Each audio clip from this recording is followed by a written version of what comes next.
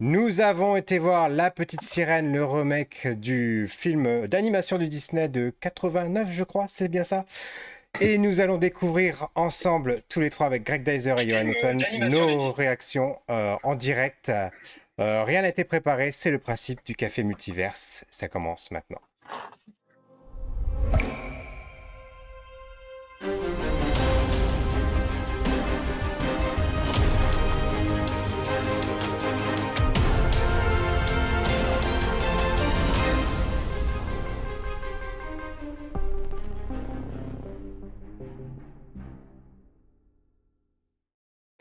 Bonjour et bienvenue dans ce 71e épisode du Café Multiverse où je vous retrouve cette semaine avec Greg Dyser. Bonjour Greg. Geyser, rien n'a été préparé, mais on a quand même enfilé des vêtements Oui, avant oui, quand d'allumer la même, caméra. il y a un minimum vital.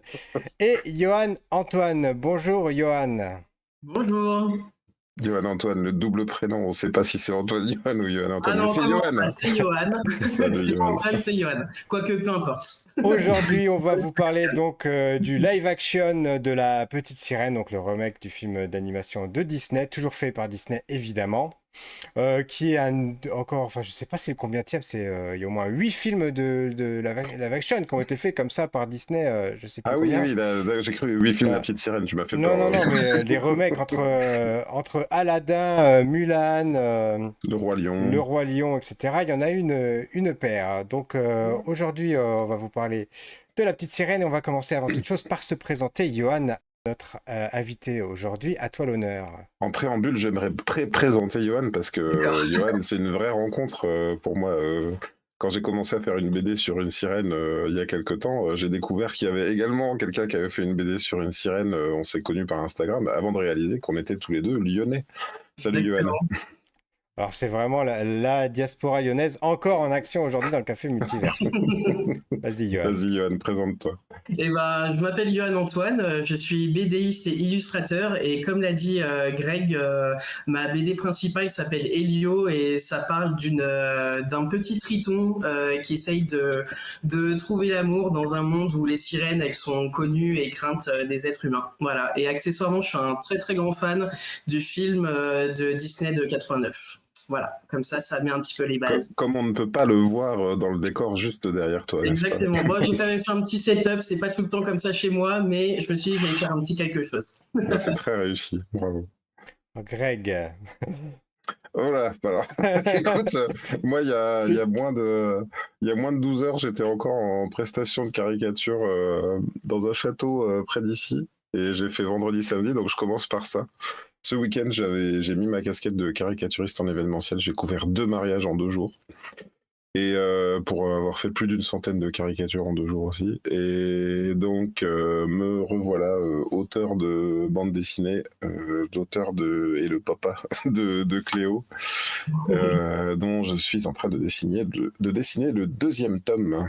Et toi, Pierre? En ce qui me concerne, je suis responsable de la communication pour une collectivité territoriale et avant ça, j'ai travaillé dans l'événementiel, à la fois dans l'organisation de concerts et puis dans l'organisation de festivals, dont Japan Expo et Comic Con Paris. Et Je suis déçu, hein. Je suis déçu que tu n'aies pas Oui. dit dans un autre bassin de ma vie. Tout à fait. Dans Mais un autre j'essaie de océan, changer un petit peu dans ma d'autres eaux. transition. Et accessoirement ou pas, je suis marié depuis 20 ans, puisqu'on a fêté nos 20 ans de mariage il y a quelques jours, voilà, Ouais. avec l'une des plus grandes fans de la petite sirène. Alors, je peux pas vous montrer sa collection pour le coup, mais c'est assez impressionnant. Elle a des figurines de tous les genres, de tous les styles.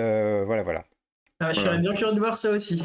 On va échanger comme ça nos collections. Eh nos bien, images écoute, de je te donnerai collection. son contact, ça sera avec grand plaisir. Écoute, génial. Johan, pour connaître bien l'intérieur de ces gens-là, à un moment donné, elle s'est séparée de tout le reste de sa collection de Disney pour ne se focaliser que sur la petite sirène parce qu'il n'y avait plus de place dans leur maison. Voilà. C'est une très bonne chose. La petite sirène Manque winner. manque plus qu'un tarif à l'entrée, d'après moi. Donc, La Petite Sirène, le nouveau long métrage de Disney en prise de vue réelle, ou pas. Voilà, Parti. on va commencer par une question assez simple. C'est les lives de Disney. Est-ce que vous les avez tous suivis? Est-ce que vous en avez loupé? D'ailleurs, quelle est votre connaissance globale de Disney? Johan, à toi l'honneur. Eh ben, j'ai grandi, je suis de 90, donc en fait, il y en a beaucoup qui disent que c'est la meilleure décennie 90-99 pour la renaissance Disney. Donc j'ai vraiment grandi avec tous les Disney, je les ai absolument tous vus. Donc je suis un grand fan des films Disney, d'animation en général. Mon point de vue concernant les remakes, je les aime pas du tout. Comment? Non, vas-y, je Ah, c'est riais. vrai. Non, non, je les aime pas forcément. Je trouve ils ont pas du tout la magie des films originaux qui sont animés. Je dirais que, en plus, je les ai pas tous vus. J'ai pas vu Mulan parce qu'il était sur Disney Plus et ça me bottait absolument pas. Et Aladdin, je crois que j'ai pas vu jusqu'au bout parce que je trouvais ça très moche. Je dirais le seul que j'ai à sauver, c'était peut-être Cendrillon que j'avais pas trouvé si dégueulasse que ça, mais vraiment mon avis global sur les remakes c'est que c'est vraiment pas bon, et quand bien même il y en a qui tirent un peu leur épingle du jeu, leurs homologues animés ils seront toujours meilleurs, c'est indéniable, enfin selon moi. Alors, il y a Anne-Claire dans les commentaires, bonjour Anne-Claire, qui nous dit dans l'incompréhension totale de leur existence. Alors, c'est vrai que je te rejoins un petit peu là-dessus, Johan. Moi, je suis pas fan non plus. Et plus ça avance, et du coup, bah, je dévoile un petit peu en avance ce que je vais dire aujourd'hui. Mais plus ça avance, plus je me dis, mais pourquoi est-ce qu'ils font ça? À part le fait de se dire c'est argent facile, on prend une licence qui a Mmh. marché, on ressort les chansons, on en rajoute quelques-unes, on polish le tout, et voilà. Et je me dis, mais pourquoi faire ça de cette façon alors qu'il y avait d'autres façons de le faire, quoi. Et toi, Greg? C'est le premier film live Disney que je vais voir. Adaptation d'un long métrage d'animation, j'entends, parce que des films live, bien entendu, Disney, j'en ai vu d'autres, Pirates des Caraïbes et d'autres. Moi aussi, hein, je ne veux pas rajouter encore une tartine, je comprends pas. Cependant, peut-être l'élément de réponse que je peux avoir, c'est que on n'est pas la cible, en fait. C'est de toute évidence pas destiné à ceux qui ont connu et qui ont connu depuis toujours les longs métrages d'animation Disney. Maintenant, c'est vrai que ce qui me pose question, c'est il y avait un côté, comme tu dis, âge d'or, magique. La petite sirène, j'étais passé à côté, je l'avais pas vue parce que je sais pas si vous avez vécu cette expérience de vos parents qui vous ramènent la VHS de la petite sirène, et en fait c'est pas la VHS de Disney, c'est la Ah, VHS qui est ah sortie bah mince alors. en même temps que le film au cinéma, et c'est pas du tout la même histoire, et c'est pas bien dessiné, et Et c'est ça se pas finit pas voilà. aussi bien. C'est vraiment pas de bol. Oui, ça se finit très mal, effectivement. Elle se transforme en écume, comme dans le vrai conte Andersen. d'Andersen. Merci, j'allais dire Hayden Christensen. Non, mais n'importe quoi.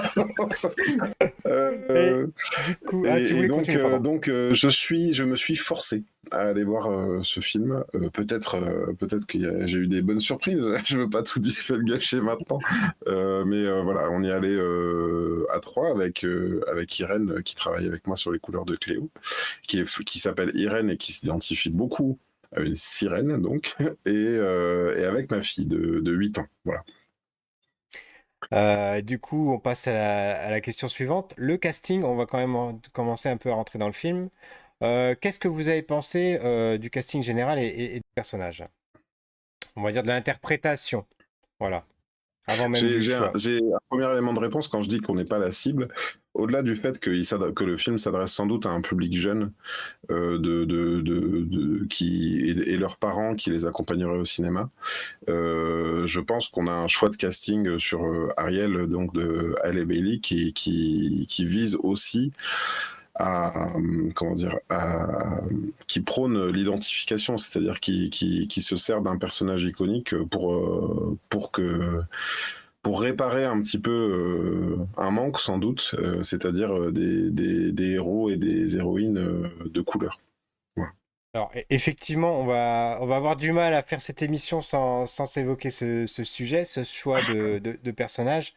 Moi, il y a plusieurs choses. La première, c'est l'identification. Moi, c'est quelque chose qui me pose un réel problème parce que ça veut dire quoi? Ça veut dire que dans 5 ans, il va falloir faire une autre petite sirène qui va être hindoue. Ensuite, il va falloir faire une petite sirène qui sera asiatique.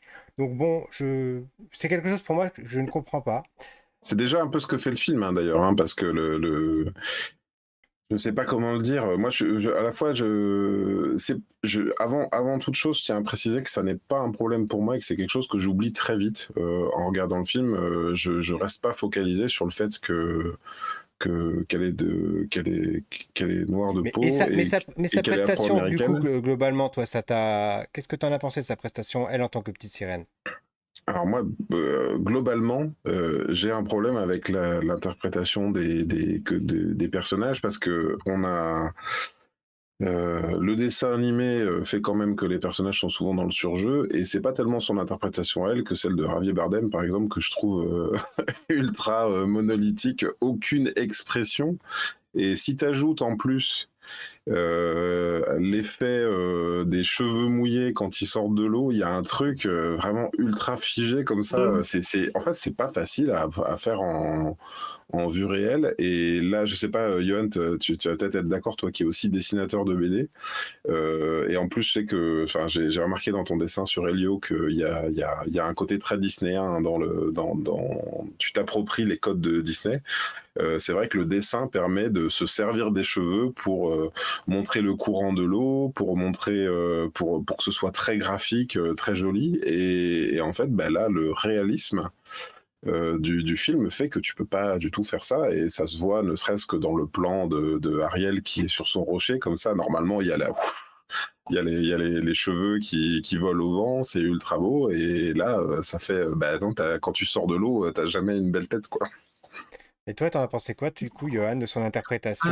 Bah moi, concernant ce que vous avez dit sur Hailey Bailey, je suis pas vraiment de votre avis dans le sens où, en vrai, on ne sait pas du tout ce que les producteurs ou les réalisateurs ou même les marketeurs de Disney ont pensé lorsqu'ils ont pris une actrice de couleur pour jouer Ariel. Mais pour moi, ça n'a jamais vraiment été un problème dans le sens où, comme tu disais, Pierre, le fait que ça se trouve dans 5 ans, on va sortir une petite sirène hindoue ou asiatique, etc.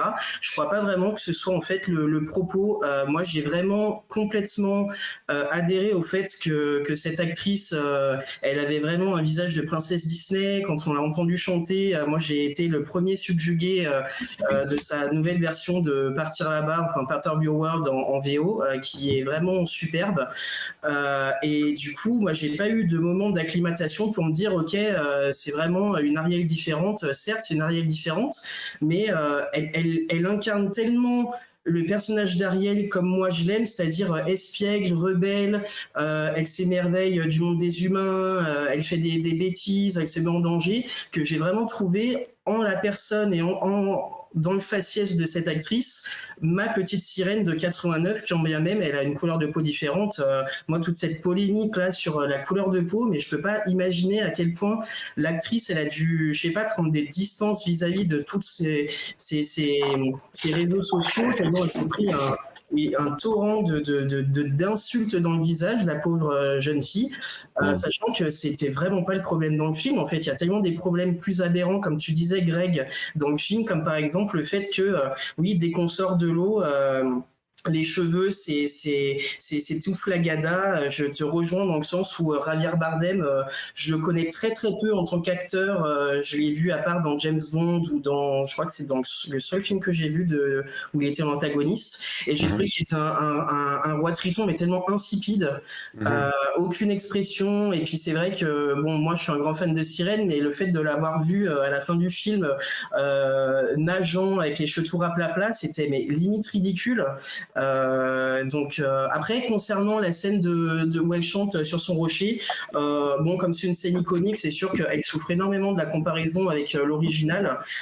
Et je trouve pas ça si dégueulasse que ça. Elle a les cheveux un peu raplapla, mais bon, la mélodie est là. Moi, ce qui m'a le plus choqué dans cette scène, c'est le fait quand elle monte comme ça, elle s'appuie pas sur le rocher, elle monte, on dirait qu'il y a un truc robotique qui l'a fait se hisser vers le point le culminant du rocher pour avoir la scène iconique. C'est ça qui m'a un peu sorti du truc en me disant ouais, elle chante trop bien, mais c'est trop bizarre comment elle est en sur ce rocher. Mais sinon, non, concernant le casting vocal, David Diggs, Jacob Tremblay, etc., je trouve qu'ils font une tâche. Même Aquafina, en tant qu'Eureka, elle est un peu exaspérante, mais je pense que c'est un petit peu le personnage qui veut ça.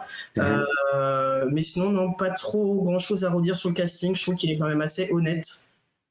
Alors, je rebondis sur ce que vous avez dit tous les deux. C'est pour ça déjà que je voulais pas trop m'attarder sur son rôle à elle parce que effectivement il y a eu beaucoup de polémiques, tout a été dit et un peu n'importe quoi à ce sujet et je pense que c'est vraiment pas le problème du film. Pour moi, raison. elle est dans le rôle, elle fait bien le rôle. Moi, j'ai Mm. trouvé convaincante, j'ai trouvé Eric convaincant. D'ailleurs, je dois même dire que j'ai trouvé, il y avait des fois des montages qui passaient sur les réseaux sociaux qui montraient en gros qu'il y avait zéro alchimie entre eux. Bah, finalement, si. Quand on regarde le film, moi, je trouve que par rapport au matériel qu'on leur a donné, parce que il faut aussi se mettre dans la peau que les acteurs, ils font pas tout. Il y a aussi un réalisateur, etc. Donc, à un Oui, moment donné, bien ils sûr. font avec ce qu'on leur a donné, avec le fond vert qui est derrière eux, avec ceci, cela. Donc, moi, je trouve ils s'en sont plutôt bien tirés. Alors, je peux pas juger sur le chant, puisque je l'ai vu en VF. Moi, la VF m'a semblé tout à fait correcte, même s'il y avait peut-être des problèmes de synchro labial entre Mm. le chant et l'interprétation originale, évidemment. Mm. Mais par rapport à ça, effectivement, j'ai pas de problème. Et c'est là, du coup, où je vous rejoins sur le reste, c'est que je crois que ce qu'on va dire dans cette émission, et même si on l'a pas préparé, on le sent bien, c'est que le souci, c'est pas les personnages, c'est pas le fait qu'elle soit noire, pas du tout. Il y a Non. beaucoup d'autres soucis dans ce film, et c'est là, en fait, que le bas blesse, c'est-à-dire que c'est l'arbre qui cache la forêt.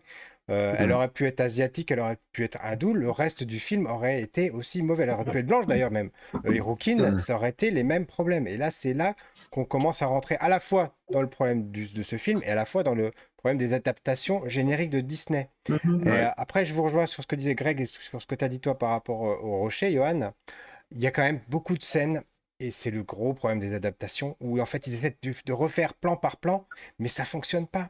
Ça fonctionne pas. Il Ouais. y a un rythme, il y a une dynamique, il y a des choses. Là, elle est sur son rocher, comme tu dis, elle avance bizarrement, elle a presque un regard de psychopathe, là, et puis d'un seul coup, on se dit, allez hop, il faut que je me lève pour faire la scène du rocher, mais ça C'est passe voilà. pas, ça marche pas. J'ai un autre exemple de plan qui marche pas du tout. C'est que quand elle chante Partir là-bas, dans le dessin animé, elle est dans son, comment dire, dans son lieu à souvenir, comme ça, il y a des tas d'étagères naturelles de coraux sur lesquels il y a tous les objets, et tout en haut, elle a cette lumière zénitale, et un trou dans le rocher qui ne lui permet pas de passer. Cette scène n'est pas filmée telle qu'elle. C'est-à-dire que à un moment donné, dans la scène, je me suis dit, mais il y a que du gros plan. En fait, il y a que sa tête, sa tête, sa tête.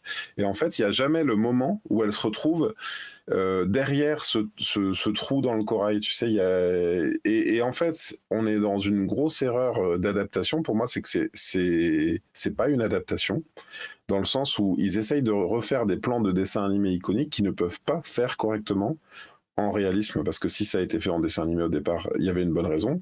Mm. Un autre exemple, pour moi, et qui crée carrément une dissonance, c'est quand il y a la chanson Pardon, comment s'appelle-t-il Le prince Eric. Non, je pensais Sébastien? à Sébastien.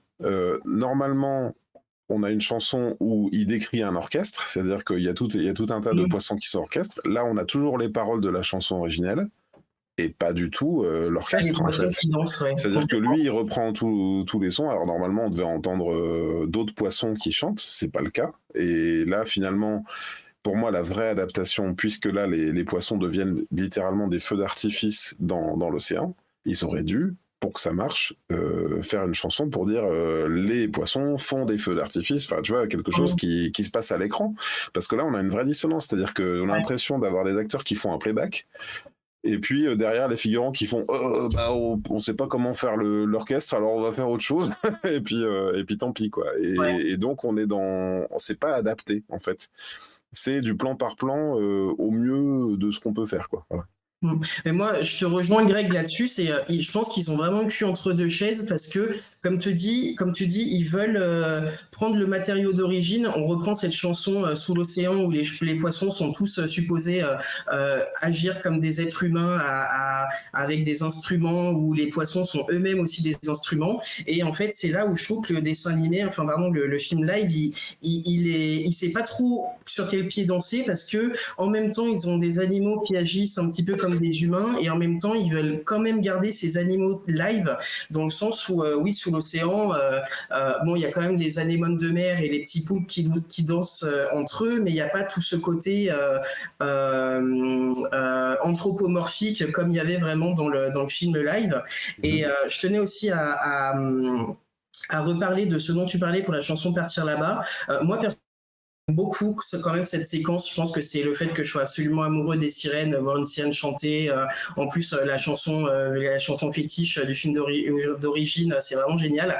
Mais il y a quand même des gros soucis de réalisation dans le sens où, comme tu disais, il y a quand même pas mal de gros plans, mais ça m'a pas forcément gêné. Mais si on parle avant tout de la réalisation de Rob Marshall, je trouve que des fois, je me dis, mais ce réal, je sais pas où est-ce qu'il a fait son école de réalisateur, mais il y a des trucs complètement aberrants qui se passent dans le film. Et je prends cet exemple de la chanson Partir là-bas. Ariel, elle est tout en haut de sa caverne avec tend la main, elle sort la main du trou de la caverne. Bon, après qu'elle passe ou pas dans le trou, peu importe, parce qu'à un moment, elle passe vraiment dans le trou pour aller voir le bateau, etc.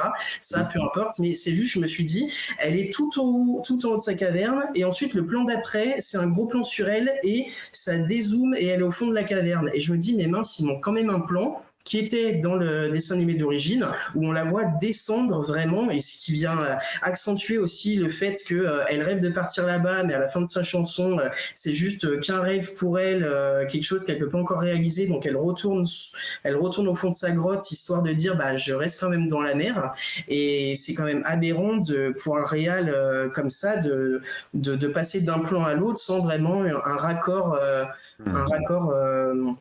logique en fait, et le film est parsemé de ce genre de trucs, bon, peut-être que moi je suis trop critique dans la technique de réalisation, mais ça m'a quand même choqué de me dire un réal aussi bon entre guillemets a-t-il pu être avec Mémoire d'une geisha, etc. Il fait quand même des choses assez dégueulasses dans ses films, quoi. J'ai pas voulu t'interrompre parce que ça me semblait. Enfin, je crois que tu as trouvé le titre de l'émission parce que ça me paraît normal quand même qu'ils sachent pas sur quel pied danser vu que c'est des sirènes. Tu dis. Mais la petite sirène ne sait pas sur quel pied danser. Je trouve que c'est un bon titre d'émission. Il y a Anne-Claire qui nous fait plein de commentaires qui dit que le problème des adaptations en live s'applique aussi par exemple aux animés et aux adaptations de manga. Et ils reprennent des poses emblématiques, mais ça devient ridicule une fois que c'est joué par des vrais acteurs. Voilà, à croire qu'on n'apprend pas ce qui est déjà fait ailleurs. Et elle demande, ou elle affirme, ou elle demande si est-ce que c'est bien le réalisateur également de Chicago et Into the Wild. Il faut que je regarde. Exactement, ça. Oui. C'est le réalisateur de Chicago et Into the Wild. Chicago donc qui est pas un peu étonnant, ouais. Mais je pense que ça vient du fait que le matériel de base, Chicago, la comédie musicale, est vraiment sans sas. Après, Into the Wild, Into the Woods, pardon. Moi, je n'avais pas été très fan de ce truc-là. Into the Woods, ah oui, pardon, c'est pas Into the Wild. Ouais. Alors, on est dans le café multiverse, qui fait que d'habitude, on a aussi une partie spoiler, ce qu'on aura aussi aujourd'hui, mais elle va être beaucoup moindre parce qu'évidemment, c'est une adaptation d'une œuvre qui a une trentaine d'années, donc dont tout le monde connaît à peu près les grandes lignes. Encore que, voilà, j'allais y venir, c'était ma transition. Il y a des différences, comme dans la plupart des lives Disney, et c'est à peu près la seule chose pour moi qui sauve les lives, et celui-ci également, de mon point de vue. Mais on en parlera pour le coup dans la partie spoiler. Ma question, c'est plutôt... je reviens finalement au début de l'émission, c'est pourquoi est-ce qu'ils ont fait ce film? Moi, je me suis vraiment posé la question tout au long du film. Je me suis dit... déjà, je vais revenir au choix du casting d'Halle Bailey. Comme tu disais, c'est difficile, on ne sait pas les gars de chez Disney, qu'est-ce qui leur est passé par la tête pour faire ce choix, même si on l'imagine, mais quelque part c'est un peu un guet-apens, parce que c'est triste pour cette jeune femme, parce que non seulement la vague d'insultes, de haine injustifiée qu'elle a eue, voilà, on souhaite ça à personne, même pas à son pire ennemi, mais en plus, ce qui veut dire que peut-être que dans 5 ans, elle sera oubliée parce qu'elle elle représente pas justement le personnage tel qu'il est représenté depuis 30 ans, peau pâle, cheveux rouges, etc. Donc on va se souvenir d'elle un petit moment, le temps que le film soit au cinéma, qu'il arrive sur Disney+, etc.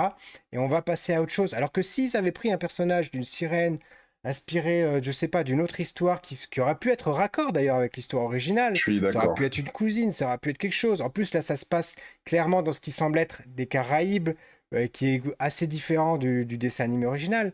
Ça aurait donné une certaine force. Peut-être qu'elle aurait pu reprendre certaines chansons, comme, je sais pas, quelque chose qui se passait de sirène en sirène. Et à ce moment-là, on aurait pu faire quelque chose qui fait que cette sirène-là, qui aurait eu pour le coup un autre nom, aurait pu cohabiter avec l'autre, aurait pu avoir sa propre identité, et là je pense que tout le monde aurait été hyper satisfait de ce choix, quoi. Moi, oui. Pardon, Greg, tu Vas-y, voulais non, dire. vas-y, Johan. J'allais dire la nouvelle sirène, en fait. On s'est un peu posé la question de savoir si Cléo, ça allait pas s'appeler la nouvelle sirène. Ça s'appelle Super Sirène, mais c'est vrai que pourquoi faire la même chose en pas pareil? Et pourquoi pas faire une nouvelle sirène qui serait potentiellement dans le même univers, comme tu dis. Voilà. En fait, moi, enfin, comment dirais-je? C'est pas que je suis pas d'accord avec vous, c'est que vous vous interrogez sur le fait de l'utilité de ce remake-là, mais en fait, tous les remakes, je les trouve assez inutiles, dans le sens où c'est juste quelque chose qui sort à un moment donné, qui fait son petit buzz à un moment donné, qui soit bon ou mauvais. Bon, dans le cas de tous les remakes, moi, je les trouve quand même assez insipides et mauvais, mais toujours en comparaison au film original. Et en fait, ce remake-là, pourquoi est-ce qu'ils l'ont fait? Juste parce que c'était un des films qu'ils n'avaient pas encore fait. Là, on va avoir bientôt Hercule, Lilo et Stitch. Je suis sûr qu'à un moment, ils vont quand même nous ressortir La Reine des Neiges en live. Pourquoi ils vont faire ces remakes-là? Parce qu'ils les ont pas encore fait et il s'est trouvé que La Petite Sirène, c'était le tour de La Petite Sirène de sortir en remake live. Et donc, du coup, le fait de s'interroger sur il fallait peut-être que cette petite actrice black fasse une autre sirène que Ariel, etc. Je pense que c'est pas le propos. C'est vraiment, ils ont choisi de faire la petite sirène en remake. Ils l'ont fait. C'est sûr que ça va être complètement oublié. Je pense que Hailey Bailey, elle a quand même de la chance d'être chanteuse à côté et elle fera certainement une très très bonne carrière de chanteuse, etc. Pas forcément d'actrice, mais elle aura quand même joué dans ce film-là qui sera vite oublié. Ça, il faut se le dire. Mais je pense qu'en fait, Disney en a rien à faire de savoir, ils s'en fichent de vouloir inventer de nouvelles histoires, surtout lorsqu'ils font des remakes live. Ils auraient peut-être pu se dire, ok, on va essayer de créer une nouvelle histoire de petite sirène, mais ça ne les intéresse pas forcément. En fait, ils se sont juste dit, on a un matériel de base qui est hyper nostalgique et qui va permettre aux gens de venir en salle, revoir la version de leur enfance un petit peu remixée en mode 2023, prise de vue réelle.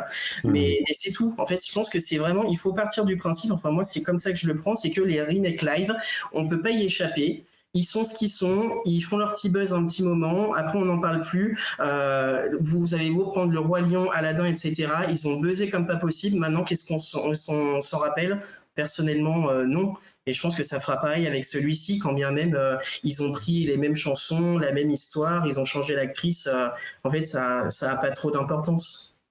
Et j'ai une petite anecdote là-dessus qui date d'aujourd'hui, c'est-à-dire on était à table avec mon épouse et je l'ai vu sur son téléphone qui passait devant une image des dernières remakes live justement.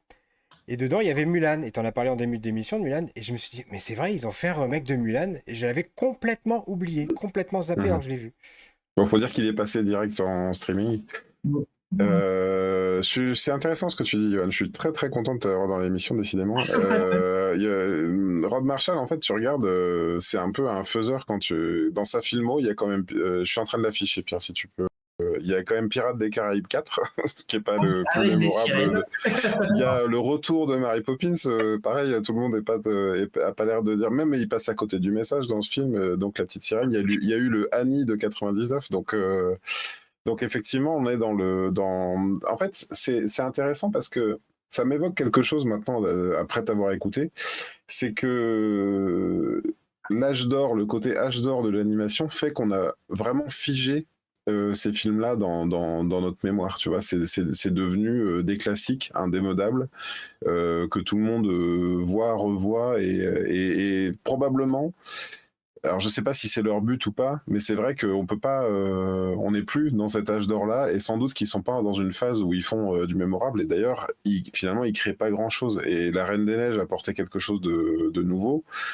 Semble-t-il que le casting je sais pas si ça va se faire La Reine des Neiges 3, mais semble-t-il que le casting a été aperçu tous ensemble il y a pas si longtemps. Donc on se demande s'il y a pas des rumeurs mais de nouveau, on est dans la suite du coup.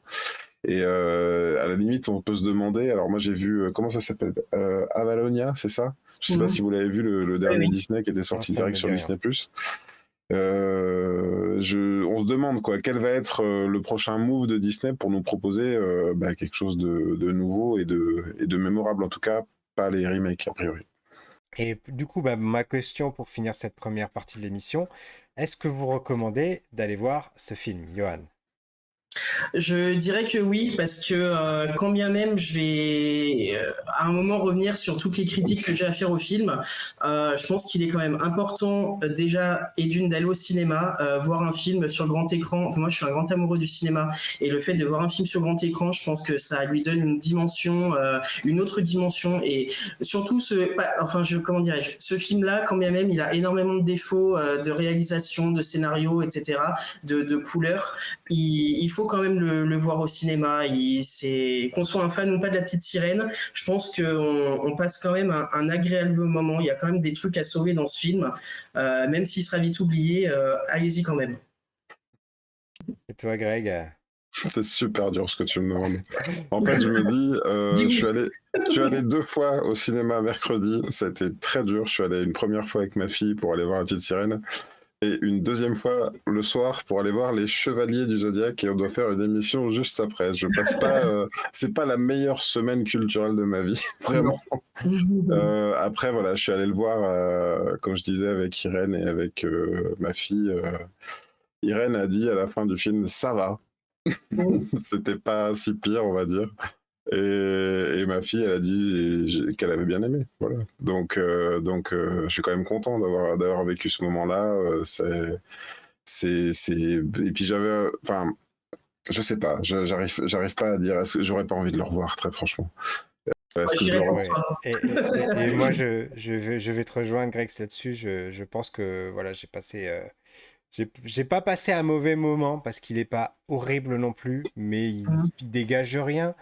Voilà, si vous avez l'original en tête, il y a quelques différences qui font que voilà, si vous le voyez passer à l'occasion, regardez-le. Mais ça vaut pas le coup pour moi de se déplacer au cinéma pour aller le voir. C'est pas, il est pas assez mémorable, il n'y a pas assez de choses. Et même les thématiques qui sont abordées, elles sont faites de façon assez maladroite. C'est pas hyper moderne. Les défauts du dessin animé original, je pense, on va en parler dans la partie spoiler, à mon avis, n'ont pas été effacés complètement. Et d'ailleurs, il y avait des choses intéressantes qui ont été oubliées aussi. Donc pour moi, ce sera plutôt un non. Et sans transition, on part à la partie spoiler.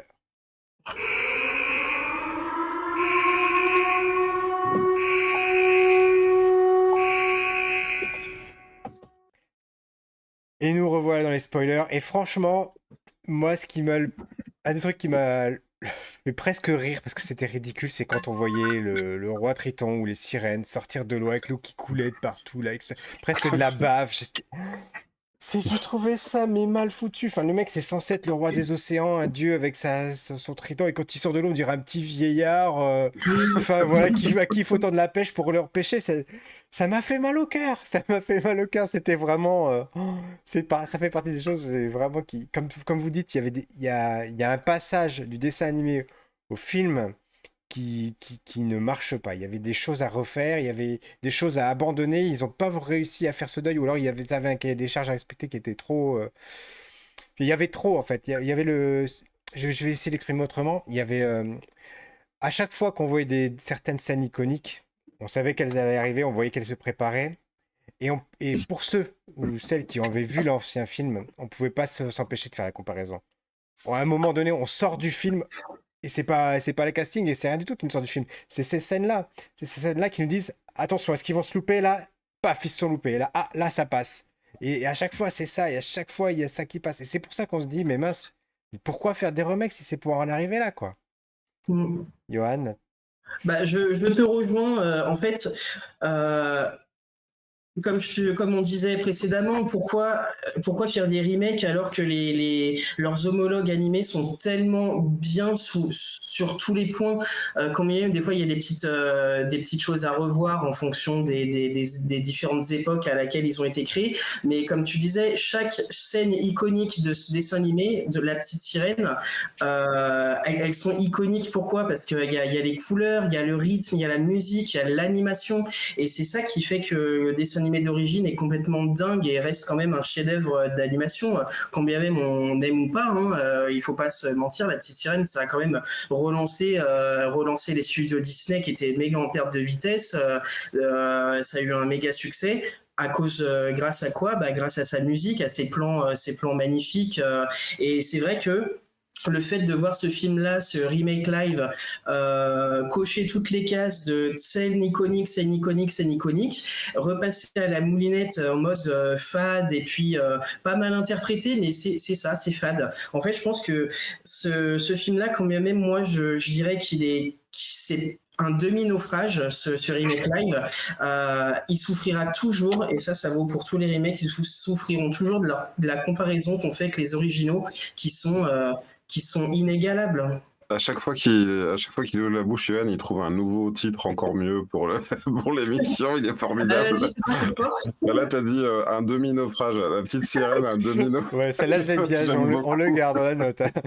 Faut le noter quelque part. Oui, écoute, c'est hyper pertinent ce que tu dis. Il y a sans doute un truc qui n'était pas adaptable, en fait, tout simplement. Hein. Et puis, il y a le poids de l'héritage aussi. Je me mets à la place des réalisateurs, des acteurs, des producteurs même, qui ont ça. Enfin, il y a des cases à cocher. On dit on peut pas se louper, on est obligé de le refaire. Et puis, si vous ne faites pas la scène iconique, qu'est-ce qu'on va nous dire en plus? Enfin, voilà, c'est hyper compliqué.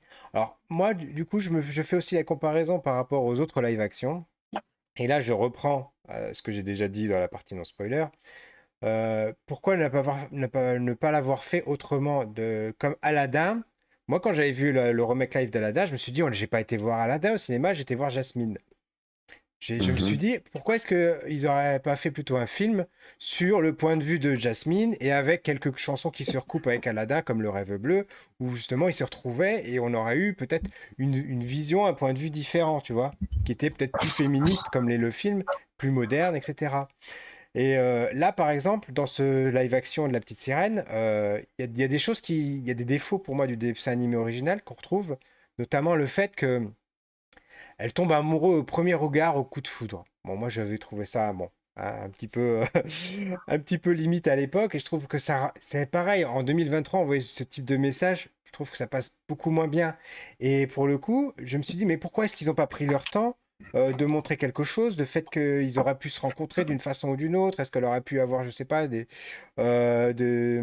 sais pas, est-ce qu'elle aurait pu le voir en action pendant des mois, des semaines, vu qu'il paraît qu'il est parti en bateau, en expédition régulièrement? Elle aurait pu tomber amoureuse progressivement, tu vois, tomber amoureuse du personnage, de ce qu'il était, plutôt que de le voir une fois sauver un chien et puis d'avoir le gros coup de foudre. Moi, voilà, il y a beaucoup de choses comme ça qui me disent que ils auraient pu faire quand même autrement et mieux, quoi. Vas-y, Greg. J'essaye un petit peu pardon, excuse-moi, c'est la fatigue qui prend le dessus. Non, pardon. Alors, je vais continuer, c'est pas grave. Je réponds pour toi si tu veux. Vas-y. Et ben, quant au fait de ta critique sur le fait qu'elle tombe amoureuse si vite. Si, ça y est, j'ai retrouvé. En fait, moi je me dis ça reste quand même le propre du conte, et puis vouloir absolument changer les remakes et vouloir quelque chose de plus, je crois pas que. Alors, ils ont joué la sécurité, ils ont repris quand même le film d'animation tel qu'il était en changeant 2-3 petits trucs, mais en fait. On en revient toujours au même point de départ, c'est que dès qu'ils changent des choses ou dès qu'ils l'adaptent d'un autre point de vue, ça reste toujours aussi nul et insipide. Après, c'est mon point de vue, mais on prend Cruella ou Maléfique, c'est des choses qui sont vues des points de vue différents, mais c'est tout aussi dégueulasse, c'est tout aussi mal fait, c'est tout aussi insipide. Donc du coup, en fait, là, pour moi, ils ont joué la sécurité. Ils savaient que le personnage d'Ariel, c'est un des plus bankable des princesses Disney, et que le fait qu'elle soit une sirène, que son histoire elle soit quand même hyper comment dirais-je, pas cliché, mais c'est quelque chose qui fonctionne, ça reste du domaine du merveilleux, du domaine du conte.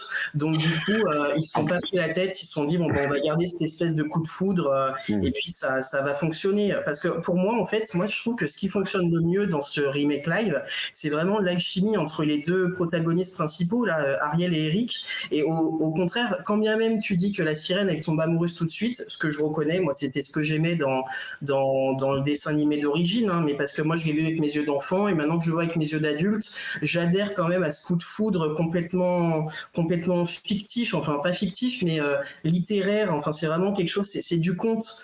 Donc en fait, il faut pas intellectualiser la relation des personnages de conte.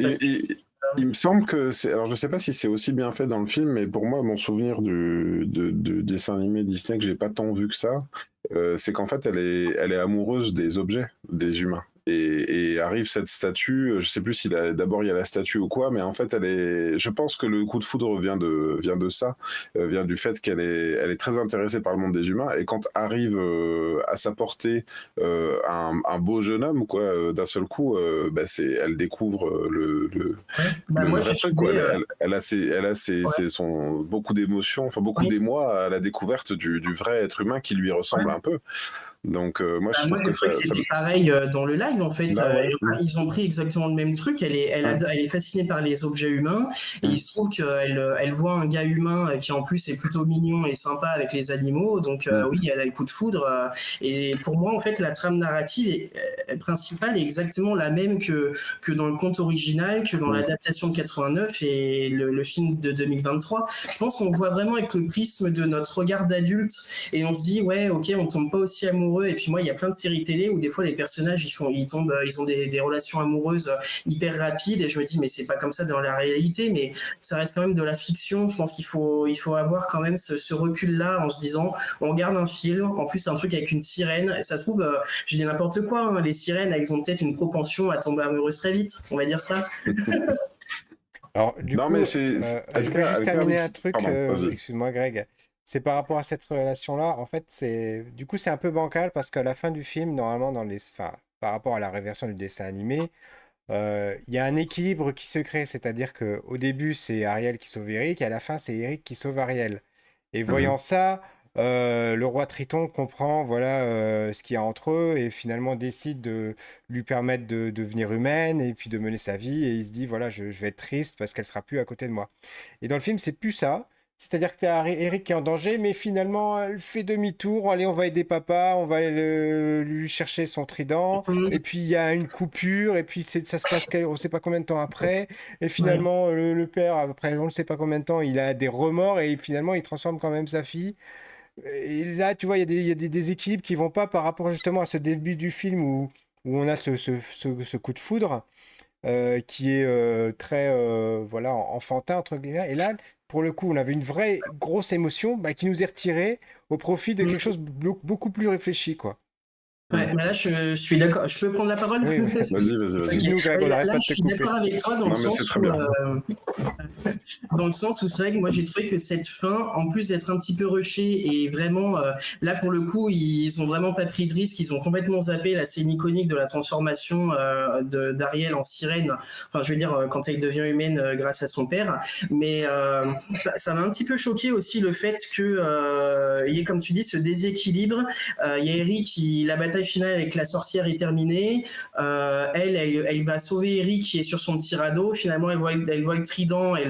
Tu te demandes pourquoi est-ce qu'elle va chercher le trident si c'est pour que le spectateur soit témoin de la résurrection du roi. D'ailleurs, j'ai trouvé que cette idée était complètement naze en fait. Ils auraient peut-être dû y aller à fond. En fait, Ursula est tellement méchante qu'elle tue le roi. Et à un moment, quand c'est arrivé, quand elle a tué le roi, je me suis dit, ah, punaise, ils ont tué le roi, c'est trop une bonne idée, c'est trop bien. Et après, je me suis dit, bah non, je connais le film original. Le roi, c'est lui qui la retransforme en humaine. Du coup, il va être obligé d'être ressuscité à un moment, on ne sait pas comment. Et j'ai trouvé que cet ajout était mais tellement nul. Tu te demandes pourquoi il est ressuscité, parce qu'en fait, un truc tout con, là, c'est moi qui intellectualise le film en tant qu'adulte, mais je me dis, si Ursula, ça a été la dernière souveraine à être la reine, pourquoi le trident irait rechercher l'ancien qui est mort pour le ressusciter? En quoi Ariel, elle a pu le ressusciter? Ça n'a ni queue ni tête. Et c'est là où je te rejoins, Pierre, dans le sens où, oui, ça, c'est des petits ajouts un peu vraiment bancal, en fait, de ce live. Il y a un truc qui me semble rajouter aussi, c'est cette notion de la fin où on dirait que l'enseignement qu'a reçu Eric, c'était de repartir en voyage. Et il rajoute la dimension du tous les deux s'en vont à la fin. Vous avez remarqué ça? Ils prennent une barque, ils vont vers un bateau et ils se font adouber par Eric, par sa maman d'adoption et Ariel par son papa en disant bah, allez-y les enfants, vous allez où?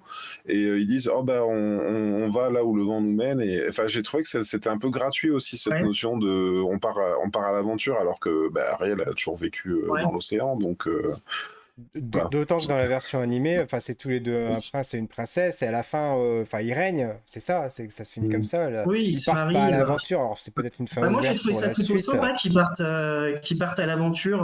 Mhm. Parce que comme Eric, on avait compris depuis le début du film que c'était un voyageur et que Ariel, elle a envie d'explorer et qu'elle découvre le monde des humains. Je trouvais que c'était une fin vraiment mignonne. Ils partent à l'aventure. On peut s'imaginer plein de trucs. En fait, moi, je m'étais imaginé des tonnes de trucs parce qu'en fait, j'ai énormément suivi la campagne merchandising. Et puis à un moment, il y avait une poupée où elle avait un collier et tu pouvais, en appuyant sur un bouton, la passer de robe à queue de sirène. Et je me suis dit, je suis sûr qu'à la fin du film, le roi, il va lui donner un collier pour que quand elle le voudra, elle redeviendra sirène et tout, ça peut être trop cool. Et en fait, non, il n'y a pas ce genre de truc. Moi, c'est pas grave. Hein. Mais en fait, la fin, moi, je l'ai trouvé quand même assez correcte parce qu'ils ont zappé un peu le mariage qui pouvait être un peu problématique, sachant que c'est quand même des jeunes personnes et se marier à 18 et 16 ans, ça peut être un peu étrange. Mais le fait qu'ils partent à l'aventure, ça n'a pas trop pour moi dénoté le propos du film parce que c'est deux voyageurs. Moi, ce qui m'a plus choqué, c'est encore la réalisation. C'est vraiment le tout dernier plan qui est, on va pas se mentir, c'est dégueulasse. L'avant-dernier plan où la caméra recule et ça fait un peu penser au film original où tu les vois, le peuple de la mer et le peuple de la terre tous réunis, qui voient les deux amoureux s'en aller. Et après, ça cut sur un plan à contre-jour avec la mer complètement trop exposée. C'est moche comme tout. Enfin, moi, si j'avais été le réal, je me serais dit, mais pourquoi je choisis ça comme dernier plan? Ça manque vraiment d'iconisation et c'est pas beau du tout, quoi. Je trouve que finalement, ce qui manque dans ce film, c'est la lecture adulte, parce que ceux qui ont vu le film original, ce sont des adultes désormais. Et quand on va le voir en général, ce type de film, on emmène ses enfants, voilà, ou on emmène, je sais pas, son neveu, sa nièce, voilà. Et il manque pour le coup cette lecture adulte. Et c'est pour ça que toutes ces scènes ne fonctionnent pas de notre point de vue, parce que je suis sûr, Greg, toi tu l'as dit tout à l'heure, ta fille elle a aimé. Je suis sûr qu'il y a d'autres petites filles ou petits garçons qui ont vu ce film, qui ont aimé, parce qu'ils se prennent pas la tête de toutes ces choses-là. Et en même temps, bah, nous, ça nous paraît comme complètement déconnecté de la réalité, en tout cas de la logique. Et alors, la logique dedans, elle est malmenée sans arrêt. Alors parce qu'en plus ils ont voulu faire une sorte de miroir où on a d'un côté le père Triton qui a une fille noire, d'ailleurs il y a une fille de toutes les races, alors qu'il n'y a Oui, qu'une seule femme. Il faudra de qu'on toutes nous les explique couleurs, ouais. comment ça marche génétiquement parce que c'est juste pas possible sur aucune race dans tout l'univers, c'est jamais mis comme ça. Bon bref. Et de l'autre côté on a le prince Eric avec sa mère noire puisque là pour le coup il est adopté. Et ils ont voulu faire en gros, bah vous voyez que vous ayez un papa ou une maman qui soit blanc ou noir, vous avez les mêmes emmerdes, hein, que vous ayez des jambes ou bien une queue de sirène. Enfin voilà. Mais c'est tellement fait de façon maladroite que tout ce qui entoure l'histoire d'amour, parce qu'encore je trouve que l'histoire d'amour elle marche plutôt bien, mais tout ce qui est l'univers, bah, ça fonctionne pas bien. Je sais pas, l'île des Caraïbes là où tout le monde il est beau, tout le monde il est gentil. Et puis alors c'est pareil, Eric, au début il fait se planter un navire. Et sa mère lui dit que, oh là là, franchement, on a perdu comment, on a perdu tout ce qu'il y avait dans le bateau à cause de toi. Mais il y a quand même des mecs qui ont failli crever, quoi. Enfin, je veux dire, à un moment donné, il faut lui mettre ça dans la tête, il faut le responsabiliser, le gars. Enfin, c'est quand même dingue de laisser passer des choses qui sont aussi énormes. Bah, j'ai pas trouvé que c'était sa faute s'il y a eu la tempête et que le bateau s'est pris dans des rochers. Il a tenté d'éviter les rochers, bon, il s'est pris dedans. Bah, en fait, c'est parce qu'il y a, genre, dans la scène d'avant, il lui dit, allez, Eric, là, il faut qu'on rentre, hein, maintenant. Ça fait 3 semaines qu'on est en mer, donc il est temps de rentrer. Il lui dit, non, non, allez encore un petit peu, allez. Et finalement, le naufrage arrive à cause de ça, quoi. Bah ouais, mais là, je sais pas, de toute façon, enfin, ils étaient déjà sur mer, donc si jamais ils avaient décidé de rentrer dans la seconde ou de rentrer une semaine après, ils auraient quand même pris la tempête et puis il y aurait eu la même finalité, quoi. Donc là, je sais pas, là, c'est pinailler peut-être sur des petits détails Ouais, insignifiants. c'est normal, c'est ce qu'on fait toutes les semaines dans le café Ouais, multiverse. On se prend la tête, mais en toutes les Aucun esprit de forces. synthèse, tout dans le détail. C'est ça. Voilà, donc en ce qui me concerne, enfin, la conclusion restera la même. En tout cas, voilà, assez déçu. Moi, j'aurais préféré voir quelque chose. Tout à l'heure, tu disais, Johan, t'avais pas aimé Maléfique. Moi, au contraire, j'avais beaucoup aimé cette approche-là. J'ai pas eu l'opportunité encore de voir Cruella. J'aimerais bien le voir. Mais j'aurais aimé voir une histoire différente, même qui se croise avec l'ancienne, mais qui nous raconte autre chose que finalement, bah, essayer de faire un remake de quelque chose qui était déjà d'une telle qualité, même avec tous les défauts qu'on peut lui trouver 30 ans après, c'est pas la question. Mais finalement, ben voilà, qui sera oublié dans quelques années, quoi.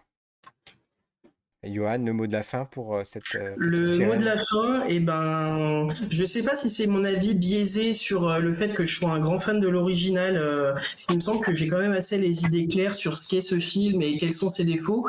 Mais moi, je dirais que j'ai quand même pas boudé mon plaisir et que j'ai quand même apprécié ce qui m'a été proposé, quand bien même il y a des effets spéciaux vraiment laborieux et que on se demande vraiment pourquoi est-ce qu'ils font ce genre de film. Mais ouais, je dirais quand même que j'étais content de voir une sirène au cinéma. Ça faisait longtemps qu'on n'en avait pas vu et moi je dirais que c'était quand même positif.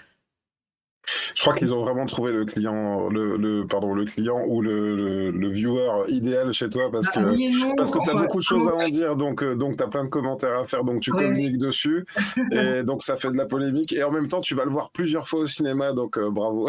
ouais, non, mais en fait, ce qu'il y a, c'est que moi, comment dirais-je, la première fois que j'y suis allé, j'avais une énorme appréhension, parce que j'avais vu quand même énormément d'images, je savais pas à quelle sauce j'allais être mangé, et du coup, j'ai été très mitigé la première fois, et quand j'y suis retourné la deuxième et la troisième fois, je me suis plus laissé emporter par en fait tous les côtés positifs que je lui avais trouvés, et j'ai laissé de côté tous les points négatifs, parce que je me suis dit, ça changera rien à mon film fétiche de 89.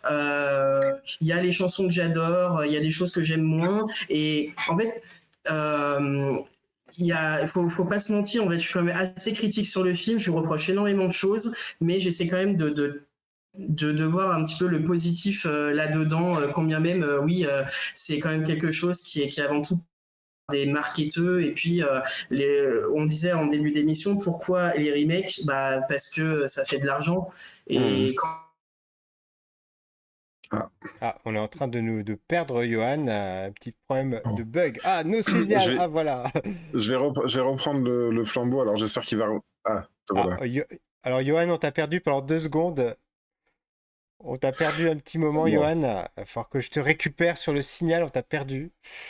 Alors, alors, non, pas encore, non, non, non. tu demandais le mot de la fin de Ouais, Johan. Est-ce que je peux me vas-y, permettre de vas-y, faire un mot de la fin qui est également ma recommandation, du coup. vas-y. Sans transition, on passe aux recommandations si vous êtes d'accord. Ça marche.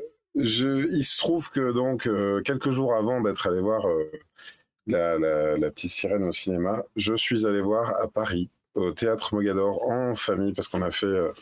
voilà, je suis allé voir le spectacle Le Roi Lion. Ouais. Et j'ai été complètement scotché. Et sans doute, c'est le hasard du calendrier en ce qui me concerne, mais je trouve qu'ils ont réussi à faire quelque chose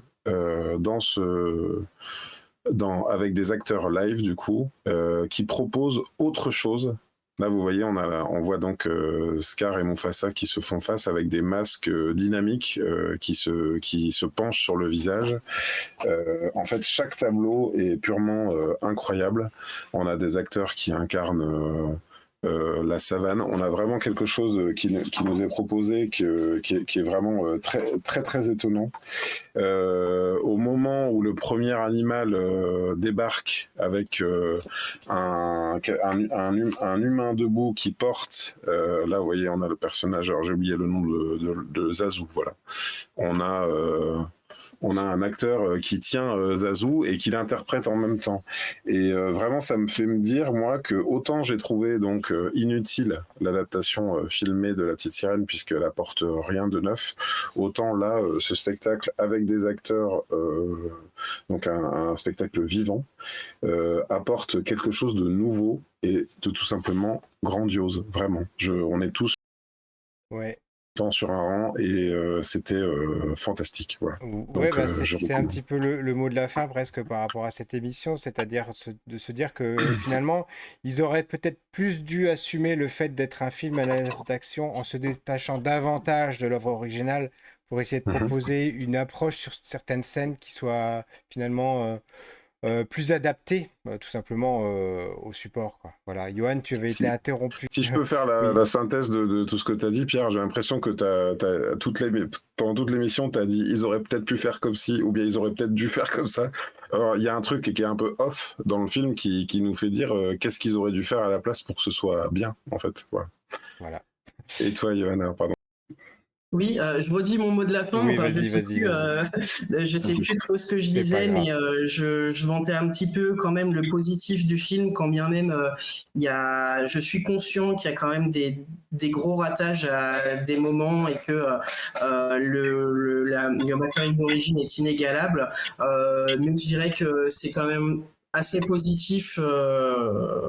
Voilà. Je sais plus vraiment ce que je disais avant que ça coupe. Je sais pas à quel moment ça a coupé. On a quasiment eu tout, je pense. Est-ce que tu veux nous faire ta recommandation du coup? Ouais, bien sûr. Alors, moi, je vais vous parler d'une petite sirène black, mais qui n'est pas Ali Bailey et qui n'est pas Ariel. C'est Melika. C'est l'héroïne d'un livre écrit et illustré par Joshua Servier qui s'appelle Cheveux mouillés. Ça a plein des messages super cool sur l'acceptation de soi. Pour résumer, c'est en fait une petite sirène qui a les cheveux crépus et qui aime pas du tout ces cheveux-là parce que oui, les sirènes sont supposées avoir des beaux cheveux blonds, tout lisses. Donc je vous recommande ce bouquin-là. Il est joliment illustré. Je trouve qu'il a une belle vibe Disney. Ça pourra plaire aux plus jeunes. Donc voilà, c'était ma recommandation de l'émission. Voilà, si je me rappelle bien, Joshua, donc il a auto-édité ce livre. Pierre, si tu veux passer mon écran, donc cheveusmouillés.fr. Vous pouvez donc commander le livre. Voilà. Rupture de stock. Il y en aura certainement d'autres. On vous mettra le lien dans la description et mettez-le dans mes favoris. Voilà. C'est ça. Et l'auteur Joshua Servier, qui d'ailleurs que j'ai eu le plaisir de rencontrer sur Instagram, et c'est ça, et qui est venu me voir en dédicace, et je le salue. Salut à toi, Joshua. Voilà, on termine l'émission avec ma recommandation qui n'a absolument rien à voir pour le coup avec la thématique du jour, puisque moi je continue mon exploration de Paramount Plus dont je vous ai parlé dans la précédente émission. Et cette fois-ci, je voudrais vous parler de Star Trek Strange New Worlds, donc qui est une nouvelle série en fait qui reprend l'esprit de la série originale de 1900, je dis pas de bêtises, 62. Voilà, où cette fois-ci c'était donc pas le capitaine Kirk mais bien le capitaine Pike, voilà, qui est en fait celui de l'épisode pilote de Star Trek en 62. Qui reprend donc l'Enterprise et puis qui va là où l'homme n'a jamais été pour à l'aventure pour trouver de nouveaux mondes. Et c'est vraiment dans l'esprit, je trouve, de cette des tout premiers Star Trek. Et c'est important pour moi parce que moi, Star Trek, c'est vraiment une série que je n'apprécie que dans la version originale, celle avec les décors en carton, etc., où j'avais le sentiment finalement que tout était mis sur le jeu, sur l'histoire, etc. Et que tout ce qui était effets spéciaux n'avait pratiquement pas d'importance, tellement les acteurs, ils avaient beau être dans des décors avec des costumes affreux, on arrivait quand même à croire à ce qu'ils racontaient. Et j'ai jamais ressenti ça, malgré tous les effets et tous les costumes du monde, dans aucune série Star Trek suivante. Voilà. Et jusqu'à cette série-là. Voilà. En tout cas, Johan, je te remercie d'avoir passé cette émission en notre compagnie. Merci de votre accueil, c'était vraiment trop chouette. C'était super, on aura plaisir de t'accueillir pour une autre émission, voilà. Avec grand plaisir. C'est dit. Greg, je te retrouve d'ici même pas une heure pour une deuxième émission. J'espère qu'entre-temps, ma tête va pas passer dans un nœud coulant. Parce voilà. que on va vous parler des Chevaliers du Zodiaque. Donc, si vous avez envie de rester avec nous, vous avez juste le temps de faire une petite pause café. Voilà, de passer aux toilettes.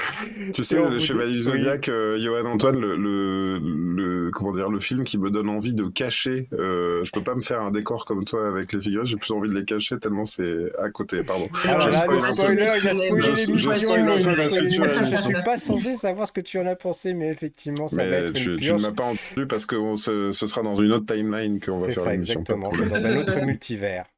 Voilà. Ciao, ciao, salut. À Salut, bientôt. Johan. À très Et bientôt. Johan, au plaisir de te retrouver avec nous. Avec grand plaisir.